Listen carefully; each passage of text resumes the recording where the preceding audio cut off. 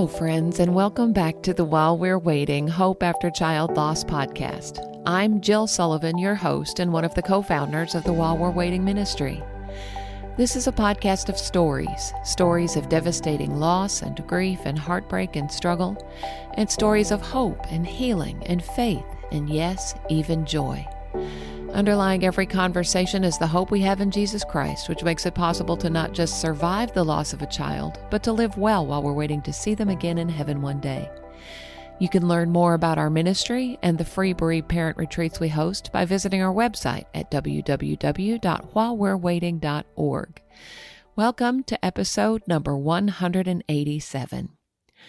I'm happy to report that we are finally home from the hospital. For those who may not know, my husband Brad was severely injured on December 22nd after striking a deer while riding an ATV on a duck hunting trip. He's making great strides of progress, and we're so grateful for everyone's prayers and kind words and gestures over the last few weeks. We are looking forward to getting back to some sense of normalcy in the days ahead. Today's episode is the second half of my conversation with Don and Deondra Chamberlain, whose son Dustin was murdered during a home invasion in December of 2011. We extend our conversation to include topics like the things people say, dealing with the holidays, the before and after of child loss, the support group they lead for bereaved parents, and how Dustin's life continues to have an impact on the lives of people in Guatemala. I believe you'll be encouraged by listening in. People often feel awkward around a parent that has lost a child because they just don't know what to say. What has your experience been with that, and how have you dealt with some of the, shall we say, less appropriate things maybe that people have said? And then let's finish this topic kind of with talking about some of the most helpful things that people have said. We go talk about the negative, but then go back to the positive. I would imagine in the situation that you guys found yourself, there were a lot of probably painful and hurtful things said. How did y'all deal with that? Actually, some of our family, one day I was bemoaning the fact of why, that Dustin would have been killed like that. And he said, well, have you ever not stopped to think that it's perhaps because you and Deondra are not living right where you are supposed to be? Oh my goodness. And I told him, trust me, I said, I've had all sorts of thoughts go through my mind. And when I got in that evening, I said something to Deondra about what had just happened. And she said, well, did you ask him about Job? Oh, that's right. Exactly. And I said, well, honestly, I said that did not come to my mind right at that moment. But right. Another one, it's a guy that goes to their church. He stopped me one day in the grocery store and he said, aren't you thankful? There's a lot of rumors circulating, I guess, in the community. And sure. He told me, he said, aren't you thankful that Dustin only wounded the guy? And I said, well, I'm not sure what you mean. And he said, well, that he didn't kill him. He only wounded him when he come into the house. And I said, what do you mean? And he said, well, if Dustin would have killed him, he said, Dustin wouldn't have went to heaven. And I just shook my head and I said, sir, you don't even know what happened. And I didn't have a lot of grace that day, Miss Jill. I turned and just walked away. Well, and sometimes that's giving grace, is just walking away. Sometimes that's the best thing you can do. Wow. Yeah, that's hard. Yeah, I think giving grace, having space. Yes. And also Don, like him coming home that day and we just talked through that. And sometimes those things you just have to do. Looking back, some of the things that people say that don't really help, I think I myself probably at one time said some of those things. Absolutely, well, do you have other children? At least you have other children. That's not encouraging. And I think so we've learned a lot through this process, which I'm very thankful for. I think the most helpful thing for me was just people that were just there so we didn't have to be alone when we were so fearful, or that would just like one of your brothers would come over and help us write thank yous. Months later, I had a coworker drop a mail by, and I was shocked. This was quite some time after it, but of course, we all love to hear our kids talked about. So, I mean, just those that would say, I miss Dustin, Yeah. or how are you feeling today? We're here for you if you need anything. Yeah, the stupid things people say, we talk about that often, but We live in a very good community, and we have been very blessed with the people that have surrounded us. Right. And most people mean well. for sure. Yes. They don't know Yeah. what to say. Just like Deondra, you just said, I certainly didn't know what to say. And I'm sure I said dumb things to people and hurtful things. So yeah, we can give grace, but I like how you also said we can give grace and space Mhm. when needed. We actually, there's a doctor friend. He had a son just a year or so younger than Dustin, and he had already talked with Dustin about trying to get him on a research team in Arkansas on the UAMS board. And he was looking forward to that. And after Dustin's death, well, Danae was still in basketball, and the season went on, and I'd see that doctor, and I'd seen him numerous times. He would turn and walk in the other direction. Yeah. And one day I made it a point of starting down the stairs, and he didn't have anywhere else to go. And he walked up to me, and I said, Doctor, I said, I've been wanting to visit with you. I said, I hadn't been able to get caught up with you. And he came out and he said, Don, I didn't know what to say. And I said, oh, that's okay. And that broke the ice once that, I told him, hey, it was okay. Yeah, I have a lot of grace for those people because I used to be one of those people. I was scared to death to talk to somebody that had lost a child because I didn't know what to say. And I was afraid I would just start crying and just make it worse for them. So I would avoid them. And I think a lot of people do that. We had some friends that lost their parents in a car crash, and this was before Dustin died. And I remember going to the house and not knowing what to say. And I did tell them I don't have any words, and I just hugged him. And later they told me, they said that was the best thing you could have done. That's right. Not to try to say something to make us feel better at that time, but just to, admit, I don't have any words, but I'm here for you. I love you. Right. So I think that goes a long ways. Yes. You're always safe saying that to a bereaved parent or to somebody who's Yes. grieving. Yeah. Very good. We know that birthdays and holidays and heaven days, they can all be so difficult after the loss of a child. And Dustin's heaven day falls just 10 days before Christmas. As we're recording this episode, Christmas is just around the corner, but by the time it airs, Christmas is all going to be in the past. But have you guys figured out any? I'm sure that first Christmas was just a total wash. I can't imagine how you even dealt with that one. But Christmas's future, what have you found that helps? Maybe some traditions that you guys have developed as a family that have made the holidays a little more bearable. Well, I'll let Deondra speak to that a little more, but as we're sitting here talking, I look up and see the stockings hanging. Yeah. And we had the stockings hanging over the mantle, and Deondra had the home decorated. And initially, Danae did not want anything out of her home put back up. And just, it was quite a struggle for her. And Deondra, was it a couple years ago you finally put Dustin's stocking back up? A little bit longer. And she ended up buying some gifts, wasn't it, for other kids and putting in his stocking. And that's something that we have kind of started doing, is that type of thing, using Dustin to think of others, to where, it's giving to other people. But Well, I'm going to kind of go backwards just a little bit. So for the birthdays, which are hard, Yeah. one of the things that we've started doing, and we learned this from someone else, but it's just to go and pay for someone's birthday cake and say, it's in memory of our son. and his name. And it's kind of cool because one year Danae called me and said, Mom, have you got the birthday cake bought yet? You need to get the birthday cake bought.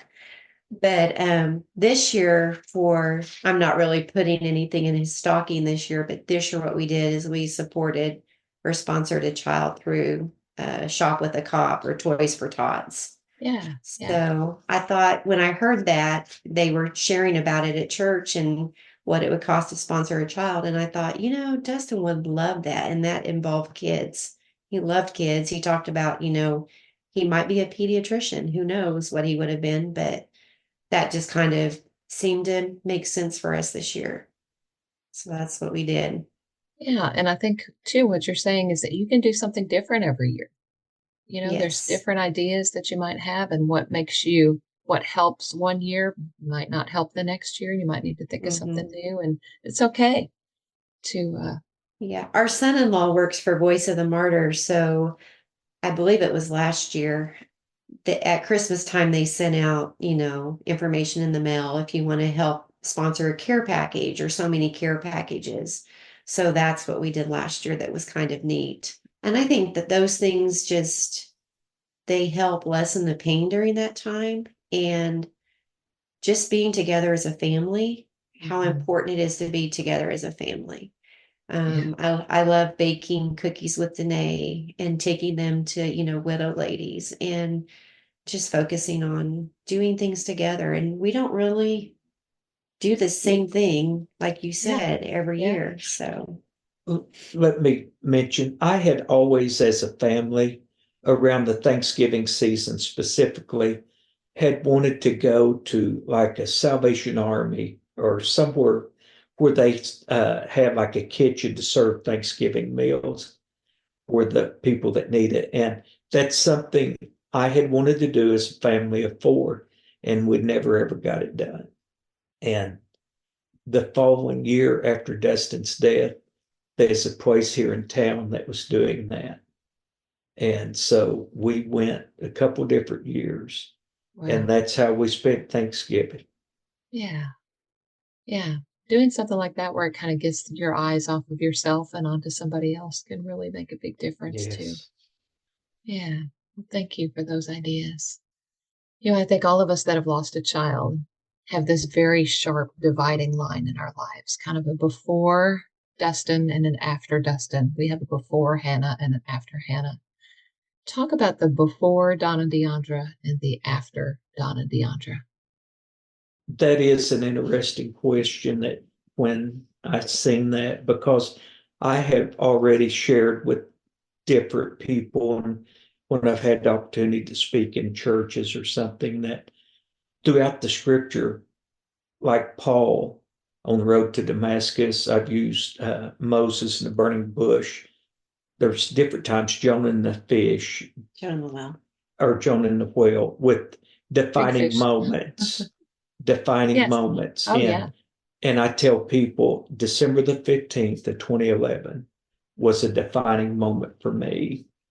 And the clarity that storm brought of the type of person that I was. And I'm one of those kids that grew up in church. I did not know anything different than Sunday morning, Sunday night, Wednesday night prayer meeting, and that was my life. But the difference of losing Dustin has changed my focus and even my purpose in life. And I've shared, I would not want to go back to being the old person that I was. Yeah. One day when we, in one of our meetings, or while we're waiting meetings, and it was around Thanksgiving and talking about what are we thankful for. And I said, well, I'm not thankful that I've lost Dustin, but I'm thankful for the clarity that it brought. Yeah. Jill, I think for me, I was so wrapped up in life here. I mean, yes, I love God. I accepted him as a young child, faithfully went to church every Sunday. And I think I was just so wrapped up, though, in life here, like having the dream home, having a job you love, kids doing great in school. And I remember it was probably about a month to a month and a half before Dustin died one night. I was just praying and I was apologizing to God, like, Lord, I am so sorry. Help me learn how to witness for you. When I get to heaven, I'm not going to have anything in my crown, because all I'm doing is living for the here and now.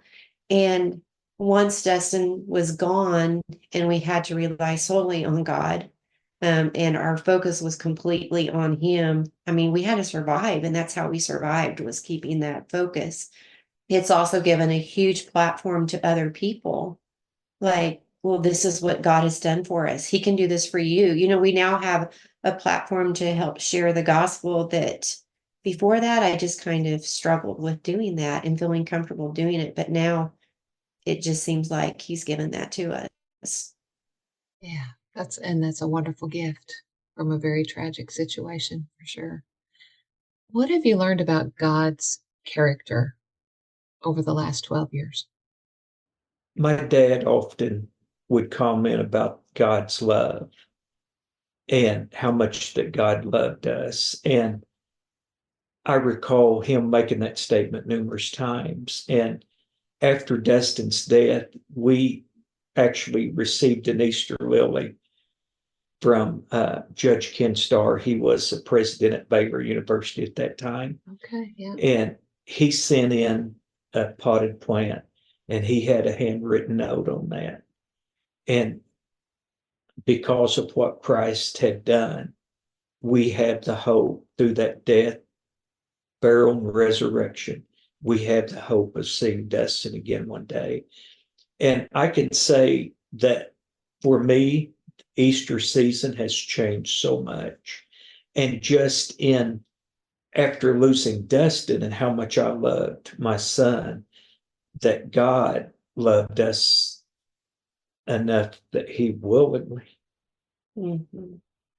gave his son for sinful people. see his son. That's right. And I find that amazing. Mm-hmm. And while that we were yet sinners, Christ died for us. Sorry, people. And That's right. That's right. Yeah. the grace And what a that he sacrifice. has. Oh, yes. Absolutely. He's faithful and he's good, and he's never broken a promise. At the beginning, when everything happened, it was like, why, God? Why, when he loved you so much, did you let this happen, or this, bemoaning this or that? And I think that's one of the first things that he brought to my mind is, I sent my son to die for you so that you could have eternal life. And to know that God was going to use this storm to do something good, that would bring glory to him. And I think just happen to rely on him, trust in him, and claim his promises. He's been so faithful, and he's never once failed us. Yeah. Jill, there's a song. I was just sharing this with someone the other day, and it Mercy Me, and even if. Love that song. Yeah. Mm-hmm. And the three Hebrew children, even if he doesn't spare us, we're still going to serve him. And that song really speaks to me that whatever we come through, I know he's going to bring us out on the other side. And it may not be what we anticipate, but I know someone that's going through it with us. Absolutely. We don't go through any of these things alone, do we? No. Yeah. I wanted to ask you, you've mentioned a couple of times about your support group. Talk a little bit about your support group. If someone were to visit your group, what would they experience there? Hopefully a night of encouragement. Yeah. Uh-huh. Yeah, so I don't remember how many years ago it was when we started, Jill. You might It's been a long remember. time. It's been Yeah, a I long don't remember. time. Yeah.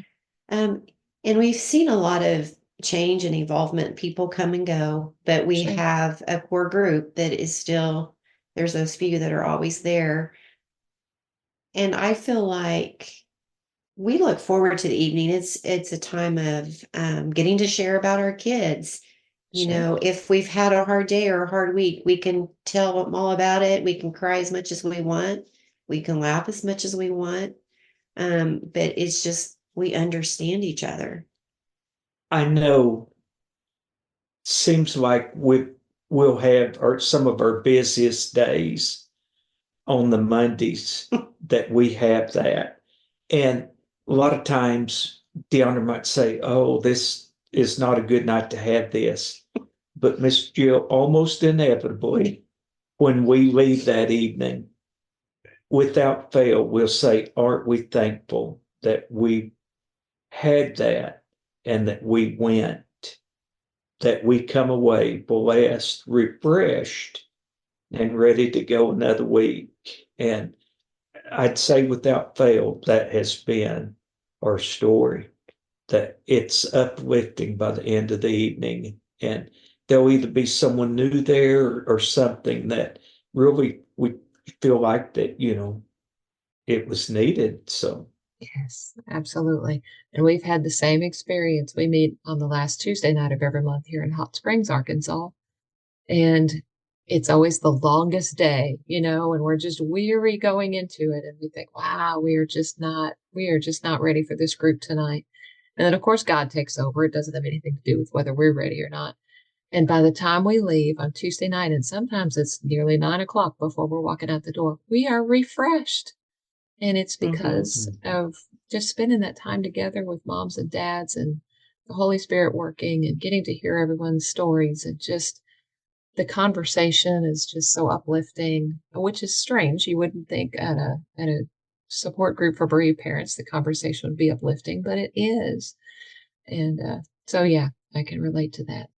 And there's always something to learn too. Yes. I mean, you learn from each other, and things that were maybe helpful for someone else that you haven't tried, or vice versa. But Yeah, absolutely. That's right.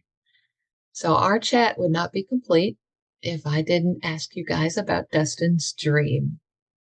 Talk about what Dustin's dream is and what you do. And I know that's a subject you're passionate about. I would love for you to share that with our listeners. well, when we were in counseling, there was a book, and I wish I could remember the name of it, that our counselor encouraged us to read. And I just remember one of the chapters talking about one thing that can help promote healing is doing something positive into your, in memory of your loved one. And so that got my brain wheels rolling. And I went home and I was like, what if we just started a nonprofit and we tried to do some things that maybe Dustin would have done in his life? And so early on, it was just, we had no clue what we were doing. I was at a back to school breakfast, and one of Dustin's friends' mothers was a teacher there in the district. And I just went up to her and said, hey, we've been thinking about doing this. What do you think about this? And when I got home that day, we had a phone call, and they were like, hey, if you guys do this, we're on board. And God just, honestly, it was God that just put it all together. He surrounded us with just the right people that we needed to set up things, legally. And the support that we had was amazing. But it's kind of come to be, we call it Dustin's Dream. We focus on a lot of medical. So we've helped to build a medical clinic in Guatemala City. And now we're working on a drug and alcohol recovery place and program that we're supporting.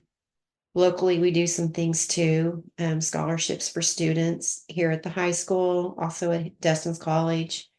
And we've just kind of found that you get strength in partnerships. And so, like through Bright Futures here, we've been able to help supply coats for kids, or through the Manna Center, food for the needy, just different areas like that. So the clinic in Guatemala, Deondra referenced how God's hand was in that and how he brought that about. One of the pastors there, well, let me back up. In Guatemala City is the largest dump in Central America, and there's around 10,000 people that exist in that dump, and just the bottom of society. And they're making their living by sorting through, pulling out glass, metals, aluminum, paper, cardboard, anything that they could sell to recycle. And the average they'll make anywhere from $4, $5 to $6 a day is their average income. But in this settlement, Dr. Lila had been working at a government hospital, and another organization out of Joplin, Missouri, her salary if she would leave and open up a clinic. And so she'd been seeing patients in her husband's church. And her dream, though, was to build this 3-story medical clinic. Well, when we talked with them and found out, and they told us it was like $50,000 a floor. And I actually asked the question. I said, well, how many years do we have to raise the money for the first floor? Yeah. And within 9 months, I believe it was, the first floor had been built. We went down for the dedication, and just to see God's hand in that and how that's being used, the relationships that we have got to experience and to build. And Deondra takes medical teams down, and we'll work in the clinic one day just so they get to experience that, but we'll do construction, home visits, and just over the years, we have built relationships. It's unbelievable. But honestly, Jill, it's just been such a total God thing. When you look back at the timeline, how everything lined up leading up to that point of Dustin's death, for her to have just left.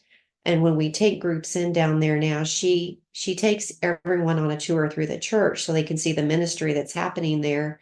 But she always stops at that room where she has a little clinic set up. And it's just one bed, a desk, and a couple shelves in the background.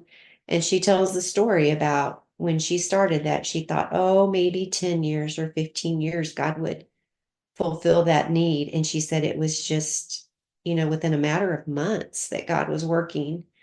But yeah, it's been an incredible journey. And you witnessed how we just started that first year, and we're like, well, we're just going to have a 1 year, invite the community, share with them our dream. And then we're like, well, what are we going to be doing? And then someone introduced us to a guy that was on this other board that knew of this need. And every year the people have come out, and God has just provided through that, through our community and our family and our friends.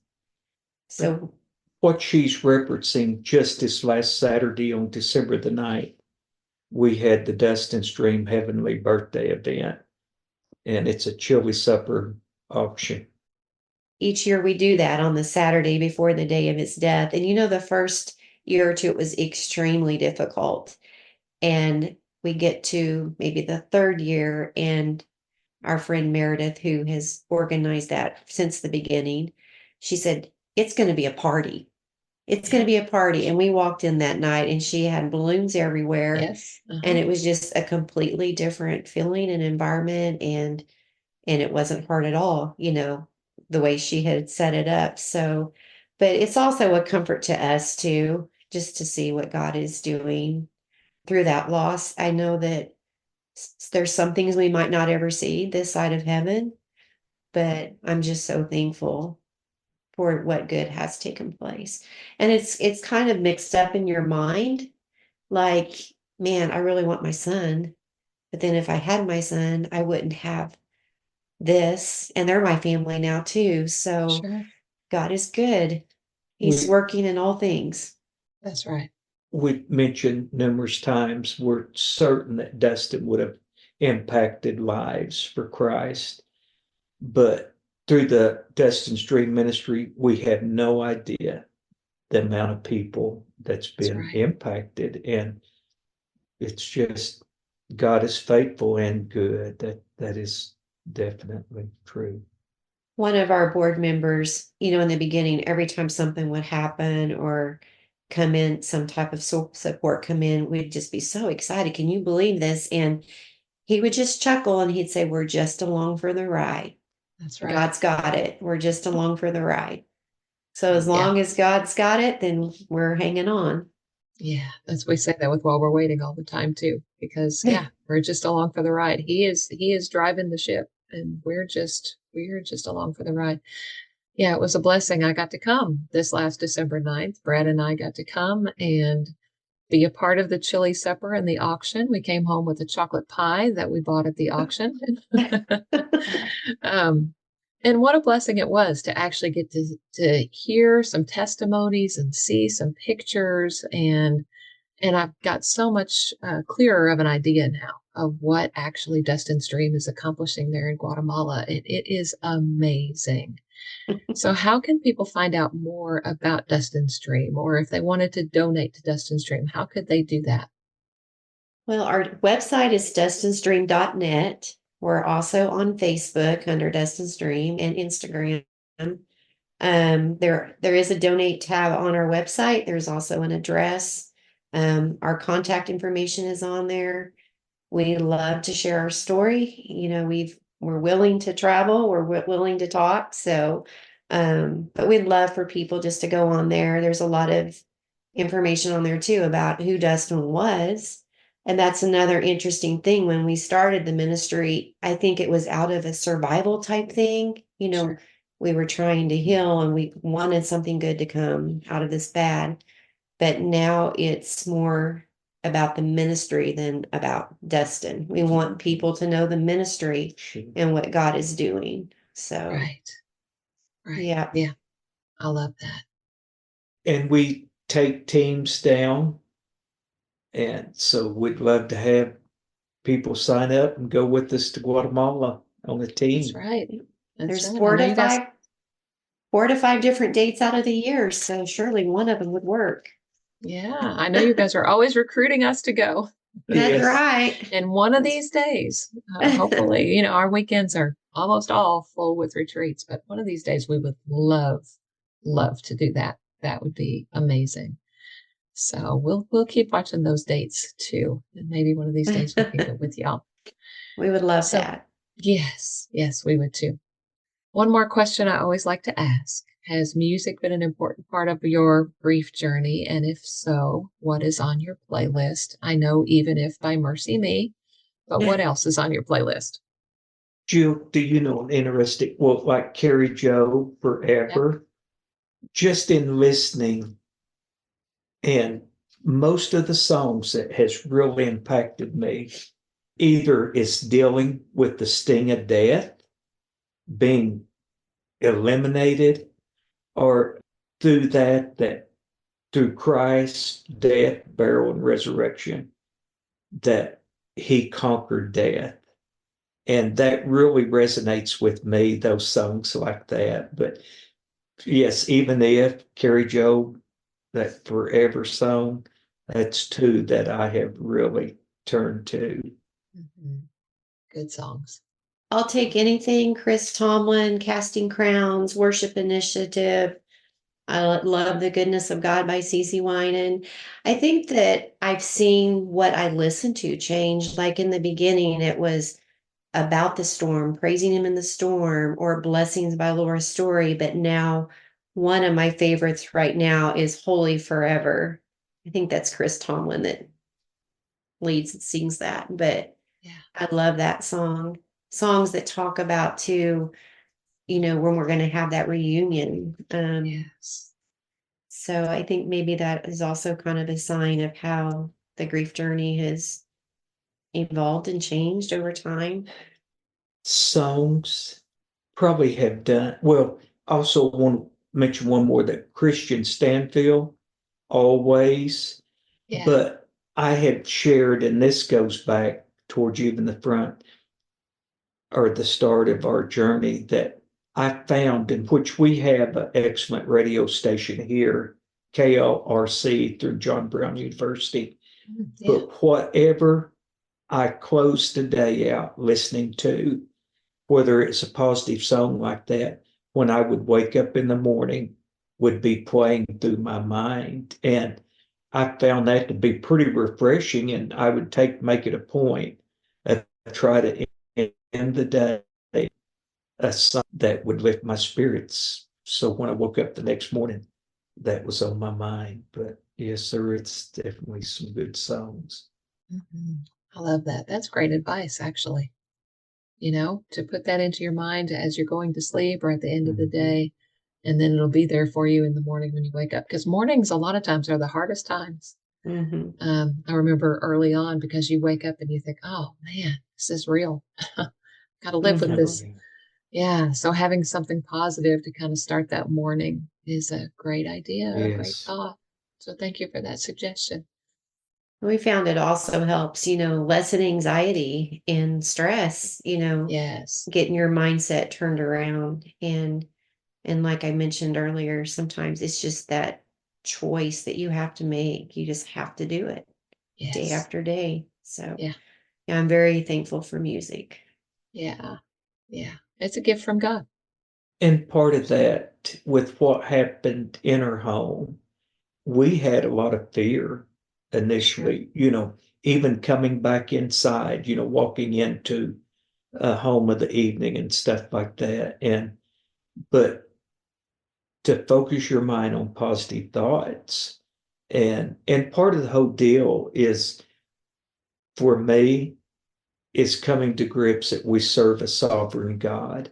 Yes. And that I've got confidence and faith and trusting him that he's going to see us through. And it wasn't there on the first day, I can tell you, but yet that's where I am right now. Yeah, God is good. I think that's the perfect note to end on. Well, Thank you for having us, Jill.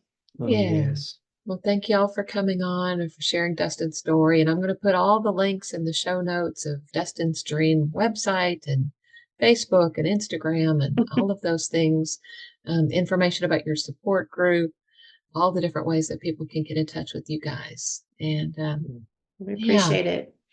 And we're very thankful to have you in our life. Oh, yes. Well, and we're thankful for y'all. We met not too long after Dustin went to heaven. I'm not sure. I should have looked back to see when we met you guys, but I don't think it was very long. I actually had attended men's weekend up at Spring Valley. Yes, Spring Valley. And I had attended that. And then Deondra and I came to one. Yeah. So. Yeah. It was pretty early on. First, maybe within 2 years, maybe. Yeah, probably so. Yeah. Yes. So we've been friends for a long time, and it's always good to talk to y'all. Thank you so much. Same to you. All right. Bye-bye. Thank you so much for joining me for another episode of the While We're Waiting Hope After Child Loss podcast. If this podcast has been a blessing to you, please take just a moment to leave a rating or a review, and please feel free to share it with someone you know who might be helped by it. We're so grateful for all of you who come back and listen every week, and those of you who may be listening for the very first time. I hope God has used it to encourage you today and to help you live well while you're waiting.